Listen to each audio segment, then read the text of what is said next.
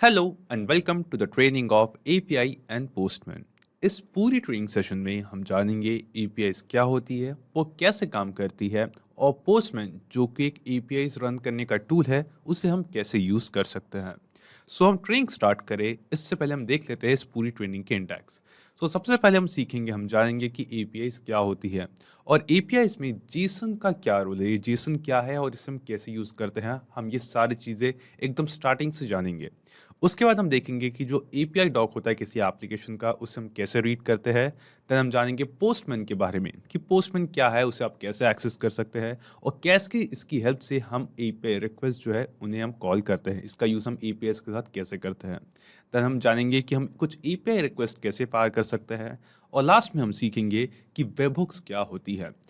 अगर आपको एपीआईज के बारे में कोई भी नॉलेज नहीं है, आप एक बिगनर है एपीआईज के साथ, तो इस ट्रेनिंग में हम एकदम जीरो से स्टार्ट करेंगे कि ये क्या है, ये कैसे काम करती है और कैसे आप इसे कंप्लीटली यूज कर सकते हैं। तो चलिए शुरू करते हैं और सबसे पहले जानते हैं कि एपीआईज क्या होती है। एपीआईज का फुल फॉर्म है एप्लीकेशन प्रोग्रामिंग इंटरफेस। एपीआईज वो मेथड है, वो तरीका है, वो टेक्नोलॉजी है जिसकी हेल्प से इंटरनेट पे दो या उससे ज़्यादा एप्लीकेशन, उससे ज़्यादा प्लेटफॉर्म जो है आपस में कनेक्ट करते हैं, आपस में इंटरैक्ट करते हैं, आपस में डेटा शेयर करते हैं। तो रोजमर्रा की जिंदगी में हम ऐसी कई सारी एप्लीकेशंस, कई सारे प्लेटफॉर्म्स का यूज करते हैं जो कि दूसरे कई और प्लेटफॉर्म के साथ कनेक्टेड होते हैं। एक सिंपल सा एग्जांपल लेते हैं ऑनलाइन ऑर्डर्स का, ऑनलाइन फूड ऑर्डर्स का। Let's assume we are using Zomato. तो हम जब भी जोमेटो पे अपना फेवरेट फूड जो है उसे ऑर्डर कर रहे होते हैं, तो ऑर्डर प्लेस करने के टाइम पे हमें करनी होती है पेमेंट, और पेमेंट में हमें एक ऑप्शन दिखाई देता है यूपीआई का। अब यूपीआई पेमेंट सेलेक्ट करने के बाद वो हमसे पूछता है हमारा favourite payment gateway. Let's say आप पेटीएम यूज करते हैं, फोन पे, गूगल पे, आप कौन से यूपीआई पेमेंट गेटवे से, पेमेंट ऐप से पेमेंट करना चाहते हैं। और जैसे ही हम वो ऐप सेलेक्ट करते हैं, वो हमारे फ़ोन में उसी सेम ऐप पे हमें ले जाता है और वहाँ पे हम जैसे ही पेटीएम पे पेमेंट करेंगे फॉर एग्जांपल, तो ऑटोमेटिकली वो पेमेंट जो है हमारे जोमेटो के ऐप पे हमें दिखता है कि जो पेमेंट है सक्सेसफुली रिसीव हो चुका है और आपका ऑर्डर प्लेस हो चुका है। तो यहाँ पे आप देखेंगे कि जोमेटो हमारा एक एप्लीकेशन है, पेटीएम हमारा एक एप्लीकेशन है और इसके बीच में हम एक यूज़र है जो जोमेटो को यूज़ कर रहे हैं और पेटीएम भी यूज़ कर रहे हैं। जोमेटो को कैसे पता कि पेटीएम में हमें पेमेंट रिसीव हो चुकी है, या पेटीएम को कैसे पता चला कि जोमेटो पे एक पेमेंट हमें करनी है। तो ये जो सारी एप्लीकेशन, सारे प्लेटफॉर्म्स जो आपस में जुड़े हुए होते हैं, ये होते हैं एपीआईज की मदद से। जो मेथड ये यूज करते हैं कनेक्शंस के लिए वो होती है APIs, which stands for application programming interface. तो जब भी डेवलपर्स किसी सॉफ्टवेयर को, किसी प्लेटफॉर्म को बिल्ड कर रहे होते हैं, तो अगर उन्हें उस प्लेटफॉर्म को, सॉफ्टवेयर को या उस ऐप को किसी और एप्लीकेशंस के साथ जोड़ना है, तो उन्हें वो हेल्प करता है, एपीएस हेल्प करती है दूसरे प्लेटफॉर्म, दूसरी एप्लीकेशंस के साथ कम्युनिकेट करने के लिए।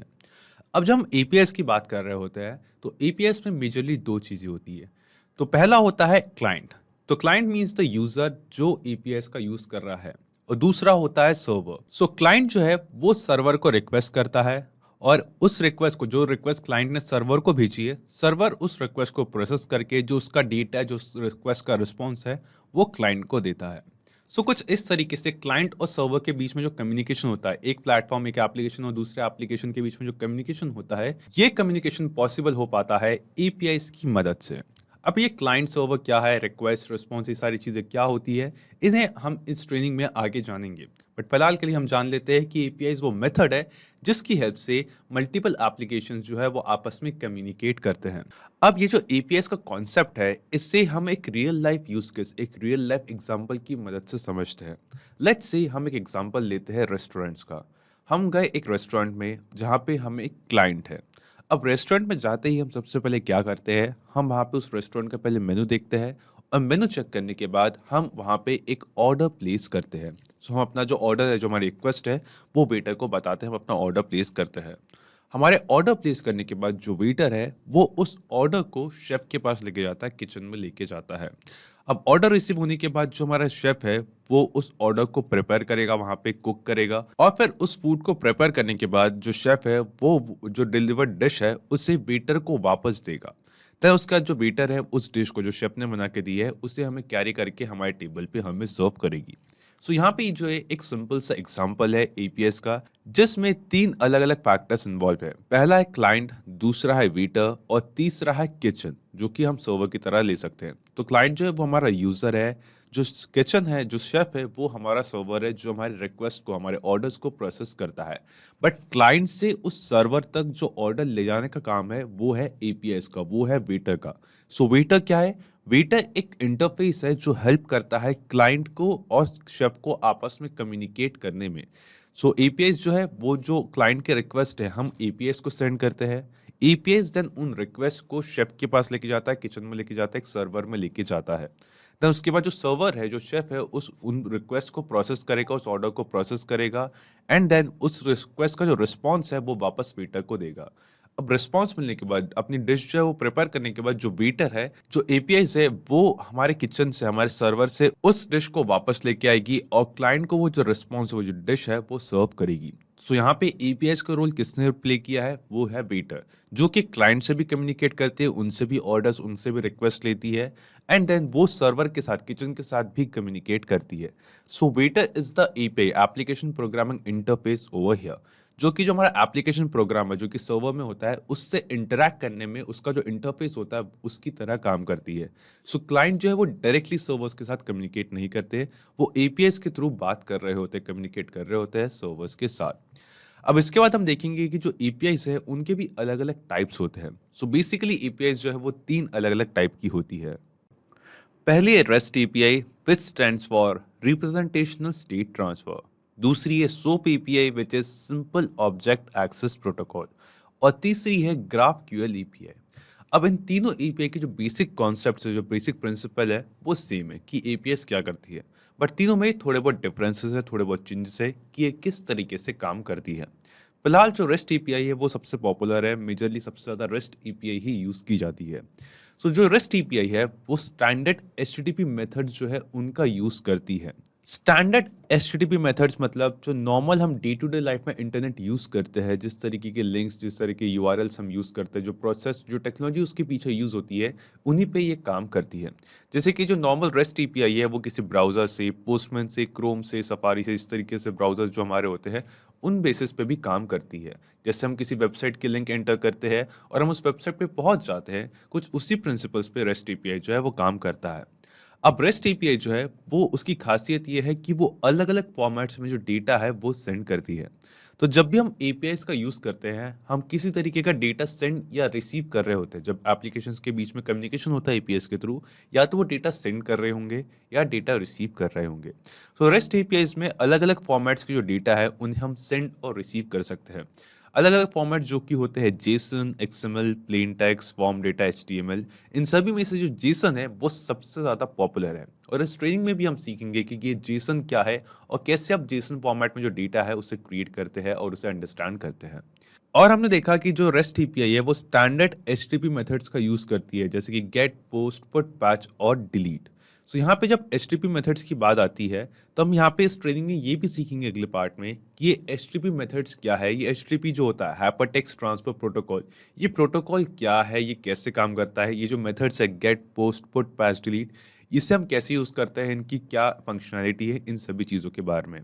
देन रेस्ट एपीआई की बात आती है सोप एपीआई।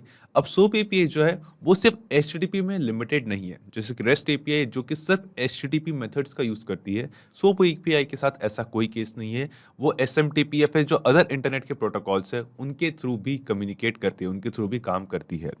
अब जो सोप एपीआई है ये स्पेसिफिकली डिजाइन हुई थी एक्सएमएल डेटा को सेंड करने के लिए। सो रेस्ट एपीआईज में हम अलग अलग फॉर्मेट्स के डेटा को यूज करते हैं डेटा सेंड और रिसीव करने के लिए, बट सोप एपीआई में हम स्पेसिफिकली जो है एक हेवीली बेस्ड एपीआई है जो कि एक्सएमएल पे बेस्ड है। तो जो डेटा फॉर्मेट मेजरली यूज होता है सोप एपीआई में वो है XML format.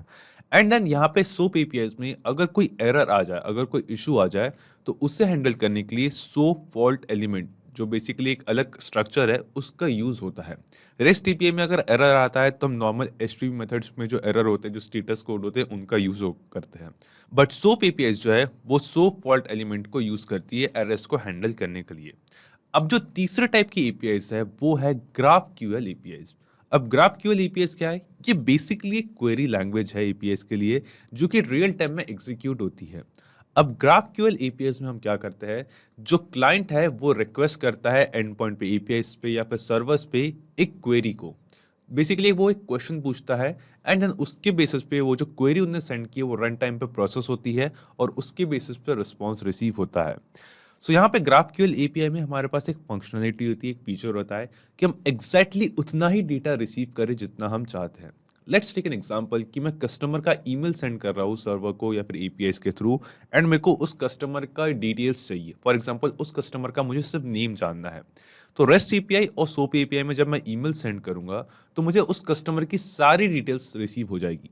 But GraphQL API में मेरे पास एक फंक्शनलिटी है, एक फीचर है जिसमें जो स्पेसिफिक डेटा मैं चाहूँ सिर्फ वही डेटा मैं गेट कर सकता हूँ, वही डेटा रिसीव कर सकता हूँ। फॉर एग्जांपल अगर मैं चाहता हूँ कि ईमेल देने के बाद मैं यूजर का सिर्फ नाम जानना चाहता हूँ तो ग्राफक्यूएल एपीआई में ये पॉसिबल है।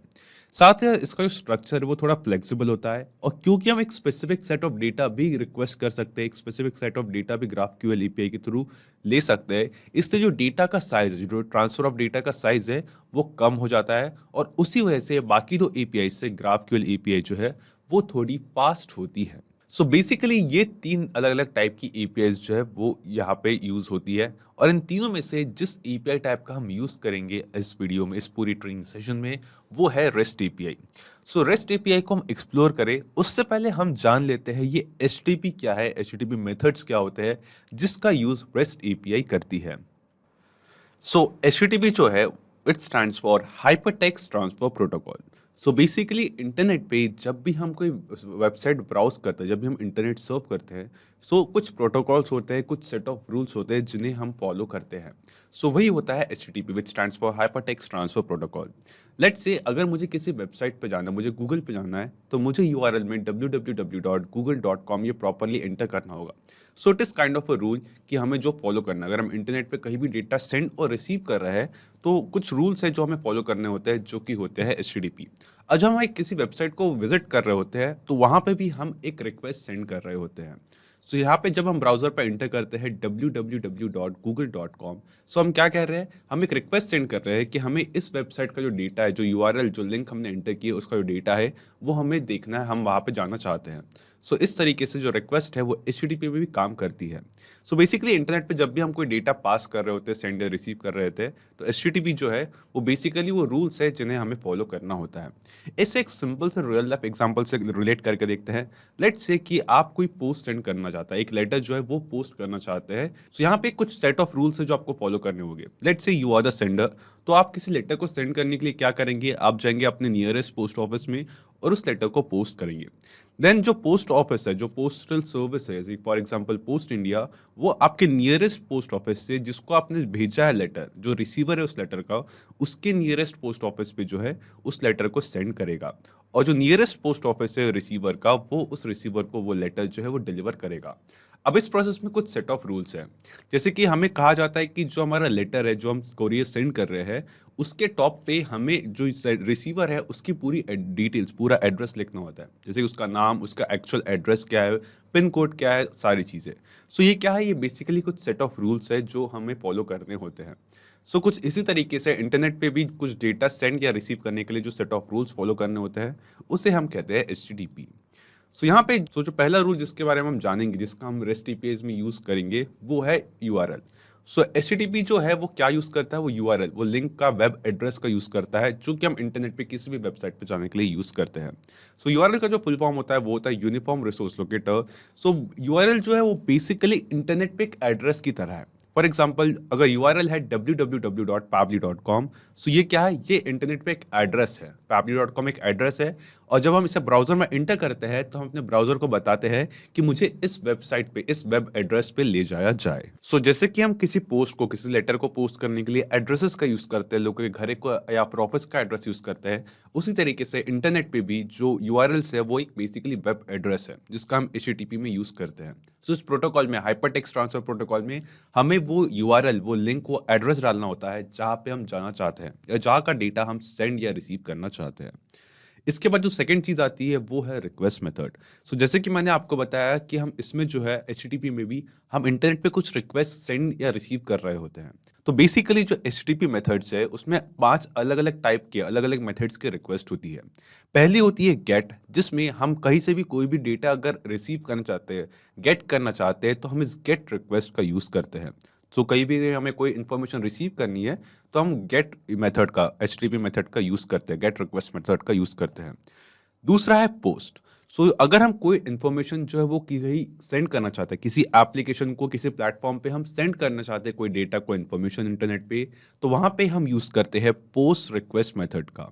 सो यहाँ पे अगर हम एक ऑनलाइन फॉर्म फिल करते हैं और सबमिट बटन पे क्लिक करते हैं, तो वहाँ पे हम क्या कर रहे हैं, हम एक रिक्वेस्ट सेंड कर रहे हैं जो कि पोस्ट रिक्वेस्ट है, क्योंकि हम कोई डेटा वहाँ पे सेंड कर रहे हैं। तीसरी रिक्वेस्ट होती है पुट और चौथी होती है पैच। सो जो पुट रिक्वेस्ट मेथड है और पैच रिक्वेस्ट मेथड है, ये काफ़ी हद तक सिमिलर होती है, पर इन दोनों में बेसिक डिफरेंस ये है कि पुट रिक्वेस्ट से हम जो एग्जिस्टिंग डेटा है उसे अपडेट करते हैं और पूरी तरीके से चेंज कर देते हैं, रिप्लेस कर देते हैं नए डेटा के साथ। और जो पैच मेथड होता है, पैच रिक्वेस्ट मेथड होता है, इसमें हम एग्जिस्टिंग डेटा में ही कोई डिटेल जो है, कोई डेटा जो है वो इंसर्ट कर देते हैं या फिर अपडेट कर देते हैं। और जो पांचवा मेथड है रिक्वेस्ट का, वो है डिलीट। अब डिलीट मेथड का जैसा कि आप गेस कर सकते हैं कि इस रिक्वेस्ट मेथड से हम कुछ डेटा, कुछ इन्फॉर्मेशन जो है वो डिलीट कर सकते हैं। सो ये जो है कुछ बेसिक HTTP रिक्वेस्ट है जिनका हम REST APIs में काफ़ी ज़्यादा यूज़ करेंगे। तो जब भी हम REST APIs में कोई भी रिक्वेस्ट सेंड या रिसीव करते हैं, तो हमें सिलेक्ट करनी होती है, हमें ध्यान देना होता है रिक्वेस्ट मेथड पे कि हम उस API रिक्वेस्ट की हेल्प से क्या करना या क्या करवाना चाहते हैं। उसके अकॉर्डिंग हमें ये जो रिक्वेस्ट मेथड है HTTP का, वो सिलेक्ट करना होता है। सो ये भी HTTP में इंटरनेट पे एक प्रोटोकॉल, एक रूल की तरह है कि जो एक्शन हम परफॉर्म करना चाहते हैं उसके बेसिस पे हमें जो रिक्वेस्ट का मेथड है, जो रिक्वेस्ट हम इंटरनेट पे सेंड करेंगे या REST API से सेंड करेंगे, उसका मेथड सेलेक्ट करना होता है। इसके बाद जो नेक्स्ट रूल या फिर जो नेक्स्ट प्रोटोकॉल आता है वो है स्टेटस कोड का। सो जब भी हम इंटरनेट पे एक रिक्वेस्ट सेंड करते हैं, जब भी हम एक HTTP रिक्वेस्ट सेंड करते हैं, किसी वेबसाइट को विजिट करते हैं, तो उसके रिस्पॉन्स में, उसके बदले में हमें एक स्टेटस कोड मिलता है। और ये जो स्टेटस कोड है, ये हमें हेल्प करता है ये जानने में कि जो रिक्वेस्ट हमने सेंड की है वो एक करेक्ट, एक सक्सेसफुल रिक्वेस्ट थी या उसमें कोई इशू आया है। सो स्टेटस कोड जो है, जब भी हम किसी वेबसाइट पे या फिर इंटरनेट पे कोई रिक्वेस्ट सेंड करते हैं, तो उसके बदले में हमें तुरंत एक इंस्टेंट रिस्पॉन्स रिसीव होता है। और ये जो रिस्पॉन्स है, ये कुछ इस तरीके के होता है जिसमें से आपने कुछ देखे होंगे। अगर रिस्पॉन्स 2xx है, मतलब अगर रिस्पॉन्स से 200 या फिर 201, 202, 203, इट बेसिकली मीन्स कि जो हमने रिक्वेस्ट सेंड की थी वो एक सक्सेसफुल रिक्वेस्ट थी और जो भी हम करना चाहते हैं वो सक्सेसफुली हो चुका है। सो अगर हमें स्टेटस कोड जो है वो हमें 2xx यानी कि 200 या 201, 202, 203, 205 इस तरीके से मिलता है, तो हम अज्यूम करते हैं कि जो रिक्वेस्ट हमने सेंड की है वो एक सक्सेसफुल रिक्वेस्ट थी। इसके बाद जो नेक्स्ट स्टेटस कोड होता है वो होता है 3xx। दिस मीन्स अगर रिक्वेस्ट हमें, जो स्टेटस कोड हमें रिसीव हुआ है वो है 300, 301, 302, इसका मतलब होता है redirection. So let's say internet पे हम जब भी कुछ वेबसाइट्स विजिट करते हैं, तो कई बार वो जो वेबसाइट है, वो जो URL या फिर वेब एड्रेस है, वो किसी और वेबसाइट पे या फिर किसी और वेब पेज पे रीडायरेक्टेड होता है। सो जब भी ऐसी सिचुएशन अकर होती है तो हमें स्टेटस कोड रिसीव होता है 300। इसका मतलब ये है कि जो वेब एड्रेस, जो वेबसाइट हमने एंटर की है, उसने या फिर उस वेबसाइट में एक रीडायरेक्शन लगा हुआ है जो कि हमें रीडायरेक्ट करके किसी और वेबसाइट या किसी और वेब पेज पे लेके जा रहा है। जो तीसरा स्टेटस कोड होता है वो होता है 4xx। सो यहाँ पे आपने इंटरनेट पे ब्राउज करते वक्त कई बार देखा होगा, हमें एक स्टेटस कोड दिखाता है 404 नॉट फाउंड। सो अगर हमें स्टेटस कोड में 4xx यानी कि 400, 401, 402, 403, 404 और सो ऑन, इस तरीके के स्टेटस कोड हमें 400 की सीरीज में मिलता है। सो इससे हम अज्यूम करते हैं, इससे हम समझते हैं कि जो हमने रिक्वेस्ट सेंड की है उसमें कुछ एरर आया है। सो यहाँ पे हमने जो रिक्वेस्ट है, हो सकता है शायद से सही रिक्वेस्ट सेंड ना की हो, सही डिटेल्स, सही डेटा जो रिक्वेस्ट में है इंटरनेट पे वो सेंड ना किया हो सकता है कि जो वेबसाइट है उसमें हमने गलत वेब एड्रेस या गलत वेबसाइट नेम या गलत डोमेन एंटर किया हो। सो यहाँ पे हम ऐसे हमें समझ में आता है कि जो हमने रिक्वेस्ट सेंड की है उसमें कुछ एरर आया है। और जो फोर्थ टाइप का स्टेटस कोड होता है वो होता है 5xx। सो 500 या फिर 501, 5xx की जो स्टेटस कोड की सीरीज होती है, इससे हमें समझ में आता है, ये हमें बताता है कि कुछ इंटरनल एरर जो है वो सर्वर के एंड पे हुआ है। इट मीन्स कि हमने जो रिक्वेस्ट सेंड की है उसमें सारी चीज़ें करेक्ट है, सारी चीज़ सही है, बट जो सर्वर, जो एप्लीकेशन या फिर जो वेबसाइट जिसे हमने ये रिक्वेस्ट सेंड की है, उसके एंड पे, इंटरनल सर्वर पे या फिर इंटरनली कुछ एरर है, कुछ प्रॉब्लम है। इस वजह से जो हमने रिक्वेस्ट सेंड की है उसका एक करेक्ट रिस्पॉन्स, एक एक्यूरेट रिस्पॉन्स हमें रिसीव नहीं हो पा रहा है। सो ये कुछ बेसिक कॉन्सेप्ट्स है, कुछ बेसिक प्रिंसिपल्स है, कुछ बेसिक रूल्स है HTTP के, जिसका हम यूज़ करते हैं REST API में। सो पहला है URL लिंक, वो वेब एड्रेस जिस पे हम रिक्वेस्ट सेंड करना चाहते हैं। दूसरा है कि रिक्वेस्ट का टाइप, जो रिक्वेस्ट का मेथड है वो क्या है। सो रिक्वेस्ट के 5 मेथड होते हैं और किस मेथड के थ्रू हम क्या एक्शन परफॉर्म करना चाह रहे हैं उस बेसिस पे हम रिक्वेस्ट का जो मेथड है उसे सिलेक्ट करते हैं। और तीसरा जो रूल है, तीसरा जो कॉन्सेप्ट जिसका हम यूज करते हैं काफी वाइडली, वो है स्टेटस कोड, कि जब भी हमने रिक्वेस्ट सेंड की उसके अगेंस्ट में हमें स्टेटस कोड रिसीव होता है। और उस स्टेटस कोड से हम जानते हैं कि रिक्वेस्ट जो है ये सक्सेसफुल रिक्वेस्ट थी, इसमें रिडायरेक्शन था, ये एक पेड रिक्वेस्ट थी, इसमें कुछ एरर थी, कुछ गलती थी, या फिर जो सर्वर के एंड पे उसमें कुछ इशू है। सो ये कुछ बेसिक रूल्स थे एचटीटीपी के जिनके हम बारे में हमने जाना। अब इसके बाद हम वापस आते हैं रेस्ट एपीआई पे। सो रेस्ट एपीआई क्या है? रेस्ट एपीआई भी कुछ सेट ऑफ रूल्स है जिसकी हेल्प से अलग अलग एप्लीकेशन जो डिफरेंट एप्लीकेशन और सॉफ्टवेयर है वो आपस में कम्युनिकेट करते हैं। और ये जो एचटीटीपी मेथड्स है इनका हम यूज करते हैं, इनकी बेसिस पे, इस कॉन्सेप्ट पे, इन मेथड्स पे, इन रूल्स पे जो रेस्ट एपीआई है वो डिपेंड करती है, वो बेसिकली कुछ तरीके से काम करती है। अब रेस्ट एपीआई जो है उसके भी कुछ अपने बेसिक कॉन्सेप्ट्स होते हैं। सो पहला कॉन्सेप्ट जिसका हम यूज करते हैं वो है end point. So what is this end point? It is the point of interaction where API client can access the resource they need. So यहाँ पे रेस्ट एपीआई में एंड पॉइंट क्या होता है? एंड पॉइंट वो एक लिंक, वो एक यूआरएल होता है जिसके थ्रू हम जो क्लाइंट है, जो हम रिक्वेस्ट सेंड करने वाले हैं, वो सर्वर के साथ इंटरैक्ट करते हैं। सो क्लाइंट और सर्वर को आपस में इंटरैक्ट करने के लिए बीच में होती है एपीआईज, जो दोनों के बीच में कम्युनिकेशन स्टैब्लिश करती है। एंड एपीआईज में भी अलग अलग एंड पॉइंट होते हैं। अगर फॉर एग्जांपल कोई एक सर्वर है, कोई एक एप्लीकेशन है, उसकी एपीआईज है, सो उसमें अलग अलग एक्शंस को परफॉर्म करने के लिए अलग अलग एपीआई एंड पॉइंट्स होते हैं। और एंड पॉइंट्स क्या होते हैं? बेसिकली एंड पॉइंट जो वो यूआरएल की तरह होते हैं, वो लिंक की तरह होते हैं। सो जैसे कि हम इंटरनेट पर लिंक्स का यूज़ करते हैं, जैसे कि हमने google.com, ये बेसिकली एक एंड पॉइंट है जिसको हमने एंटर किया और हमारा जो ब्राउज़र है वो हमें उस वेबसाइट पर ले जाता है, या फिर उस वेबसाइट का, उस वेब पेज का जो डेटा है वो गेट करके, वो रिसीव करके हमारे ब्राउज़र पे, हमारे स्क्रीन पे हमारे सामने ओपन कर देता है। जो दूसरा कॉन्सेप्ट है वो है रिक्वेस्ट का। तो हमें रिक्वेस्ट का कॉन्सेप्ट जाना कि जो रिक्वेस्ट है, जो क्लाइंट है, जो डेटा, जो इन्फॉर्मेशन सेंड करता है एपीआईज को या फिर सर्वर को, वो होती है रिक्वेस्ट। सो यहाँ पे हम रिक्वेस्ट जो है वो हम जब भी कुछ एक्शन परफॉर्म करना चाहते हैं, कोई इन्फॉर्मेशन ऐड करना चाहते हैं, डिलीट करना चाहते हैं या फिर गेट करना चाहते हैं, तो जो हम रिक्वेस्ट जो है, क्लाइंट जो है रिक्वेस्ट सेंड करता है एपीआईज को या सर्वर्स को। और तीसरा है रिस्पॉन्स। रिस्पॉन्स होता है जो सर्वर ने हमें आंसर जो है हमारे रिक्वेस्ट के बदले में दिया, वो होता है हमारा रिस्पॉन्स। सो ये कुछ बेसिक कॉन्सेप्ट्स है रेस्ट एपीआईज में जो हम यूज़ करते हैं। अब इसके बाद जो हमारा रेस्टोरेंट वाला एग्जांपल था उसे एक बार फिर से देखते हैं, बट इस बार हम एपीआईज और सर्वर्स की हेल्प से देखेंगे। लेट्स से आप एक क्लाइंट हैं और जो क्लाइंट है सबसे पहले क्या करता है, वो देखता है एपीआई डॉक। लेट्स से एक एक्स एप्लीकेशन है या फिर फॉर एग्जांपल एक एप्लीकेशन है व्हाट्सएप। मैं व्हाट्सएप पे कोई रिक्वेस्ट सेंड करना चाहता हूँ या गूगल शीट्स पे कोई रिक्वेस्ट सेंड करना चाहता हूँ या फिर किसी भी एप्लीकेशन के साथ एपीआई के थ्रू कम्युनिकेट करना चाहता हूँ, तो सबसे पहले जो क्लाइंट है वो क्या चेक करता है? वो चेक करते हैं एपीआई डॉक। एपीआई डॉक में उस एप्लीकेशन की जो एपीआई से उसकी पूरी डिटेल्स मेंशन होती है, किस टाइप का ऑथेंटिकेशन वो यूज़ करता है, कौन से एंड पॉइंट्स है, कौन सी डिटेल्स रिक्वेस्ट में हमें कौन सा डेटा जो है उस एंड पॉइंट पर रिक्वेस्ट सेंड करते वक्त हमें यूज़ करना है, ये सारी चीज़ें मेंशन होती है एपीआई डॉक में। तो जैसे कि हम ऑर्डर प्लेस करने से पहले, रिक्वेस्ट सेंड करने से पहले रेस्टोरेंट में अपना मेनू देखते हैं, उसी तरीके से हम जो एपीआई डॉक है उसे चेक करते हैं। देन एपीआई डॉक देखने के बाद हम क्या करते हैं, उस एपीआई डॉक में जो हमारा एंड पॉइंट है उसे सिलेक्ट करते हैं और उस एक एपीआई एंड पॉइंट पे एक रिक्वेस्ट सेंड करते हैं।